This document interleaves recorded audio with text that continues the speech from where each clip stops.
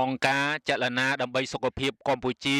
CMH សម្ដែងការគាំទ្រចំពោះរាជរដ្ឋាភិបាលដែលបានដាក់ចេញបទបញ្ជាហាមឃាត់ការនាំចូលការចែកចាយការលក់ការផ្សាយពាណិជ្ជកម្មការប្រើប្រាស់ការកាន់កាប់ការផលិតនិងការស្តុកទុកឧបករណ៍អេឡិចត្រូនិកនិងសារធាតុគីមីសម្រាប់ជក់កាលពីពេលថ្មីនេះការចេញបទបញ្ជានេះគឺជាការរួមចំណែកកសាងមូលធនមនុស្សប្រកបដោយសក្តានុពលជៀសផុតពីការបំផ្លាញទាំងផ្នែកសតិបញ្ញានិងកាយសម្បទារបស់បារីអេឡិចត្រូនិកនិងផលិតផល HTP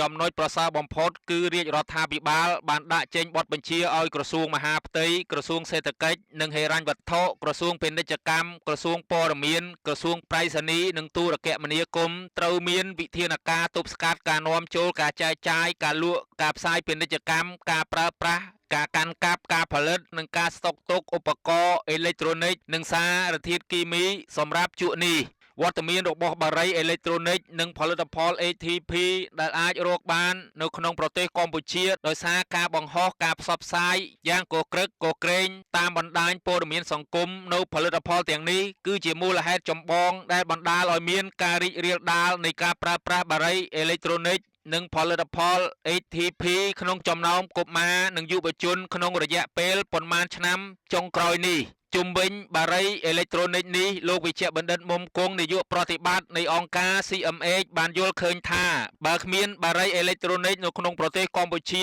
ក៏គ្មានអ្នកផ្សព្វផ្សាយលក់តាមអនឡាញនិងក៏គ្មានជនរងគ្រោះដែលភាគច្រើនជាកុមារនិងយុវជនផងដែរបាទជាដំបូងគឺខ្ញុំសាទរអបអរសាទរយ៉ាងខ្លាំងចំពោះការដាក់ចេញនៅបទបញ្ជាហាមឃាត់ការនាំចូលការចែកចាយការប្រើប្រាស់ការផលិតការផ្សាយពាណិជ្ជកម្មលក់ឧបករណ៍អេឡិចត្រូនិកនិងសារធាតុគីមីសម្រាប់ជក់នឹងហើយសម្រាប់ខ្ញុំយល់ឃើញថាចំណុចដែលយើងបច្ចុប្បន្នយើងកំពុងតែប្រឈមនឹងគឺការមានវត្តមានរបស់បារីអេឡិចត្រូនិកឬក៏ផលិតផល HTP នៅក្នុងទីផ្សារប្រទេសកម្ពុជាយើងចំណុចដែលប្រឈមទី1ចំណុចប្រឈមទី2គឺនៅពេលដែលយើងមានវត្តមានបារីអេឡិចត្រូនិកហើយនិងផលិតផល HTP នៅក្នុងទីផ្សារនឹងបណ្ដាលឲ្យអ្នកដែលគាត់ចង់បានចំណេញនឹងគាត់យកឧបករណ៍ទាំងអស់នឹងយកទៅហៅថាផ្សព្វផ្សាយ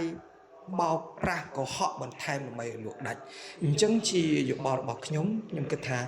បើសិនជាគ្មានវត្តមានបារីអេឡិចត្រូនិកនៅក្នុងប្រទេសកម្ពុជាយើងទេក៏អត់មានអ្នកយកទៅផ្សព្វផ្សាយលក់ហើយក៏អត់មានជនរងគ្រោះដោយសារបារីអេឡិចត្រូនិកដែលភាគច្រើនជាកុមារនិងយុវជនបាទតាមការអង្កេតរបស់ CMH បានឲ្យដឹងថាយ៉ាងហោចណាស់ក៏មានគេហទំព័រក្រុម Facebook ក្រុម Telegram ក្រុម TikTok ក្រុម Instagram ចំនួន688ដែលកំពុងចែកចាយផ្សព្វផ្សាយលក់យ៉ាងសកម្មនៅបារីអេឡិចត្រូនិកនិងផលិតផល ATP គិតត្រឹមពាក់កណ្ដាលខែតុលាឆ្នាំ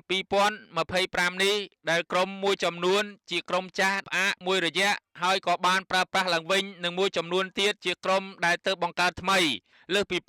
80% នៃអ្នកប្រើប្រាស់បារីអេឡិចត្រូនិកនិងផលិតផល HTP ដែលភាគច្រើនលើសលប់គឺជាកុមារនិងយុវជនបានបញ្ជាទិញផលិតផលទាំងនេះតាមបណ្ដាញព័ត៌មានសង្គមនេះបើយោងតាមការស្រាវជ្រាវរបស់ក្រសួងអប់រំយុវជននិងកីឡាកាលពីឆ្នាំ2024ការប្រើប្រាស់បារីអេឡិចត្រូនិកនិងផលិតផល ATP បណ្ដាលឲ្យប៉ះពាល់យ៉ាងធ្ងន់ធ្ងរដល់មូលធនមនុស្សរបស់កម្ពុជាវាប៉ះពាល់ដល់ការអភិវឌ្ឍនៃខួរក្បាលដែលបណ្ដាលឲ្យប៉ះពាល់ដល់ការសិក្សារបស់កុមារនិងយុវជនក្រៅពីនេះវាបណ្ដាលឲ្យមានរបួសសួតយ៉ាងធ្ងន់ធ្ងរនិងប៉ះពាល់ដល់សរីរាង្គដទៃទៀត